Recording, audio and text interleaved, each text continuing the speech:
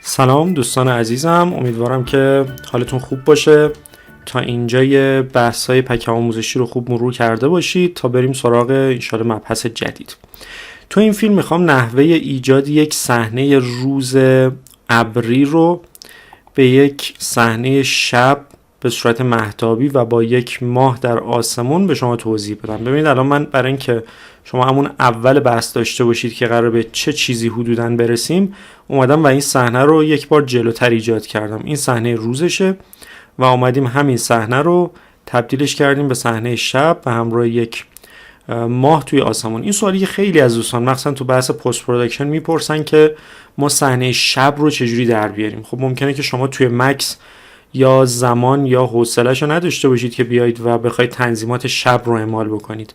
توی این فیلم می‌خوایم یاد بگیریم که چجوری یک صحنه روز رو به شب تبدیل بکنیم، البته فعلا با این محدودیت که صحنمون ابریه و بعد اینکه یه محتوب هم توی آسمون داریم و بعد نور ساختمون هم ما اینجا نداریم دیگه. اونها میره تو مباحث بعدی که انشالله حالا توی فیلم‌های دیگری خدمت شما توضیح خواهم داد. خب برای شروع من با این که مسلما کاری ندارم، من با این صحنه کار دارم به همراه یک تصویر از ماه که اینجا قبلا دانلود کردم.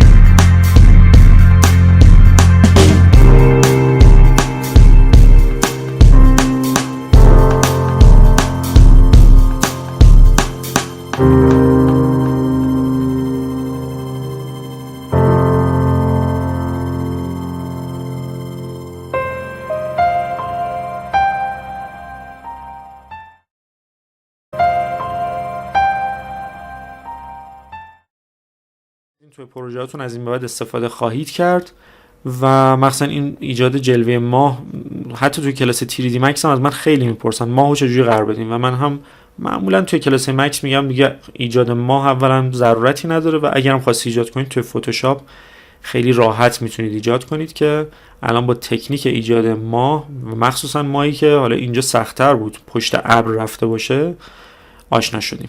خسته نباشید تا انشالله فیلم آینده و جلسه بعدی.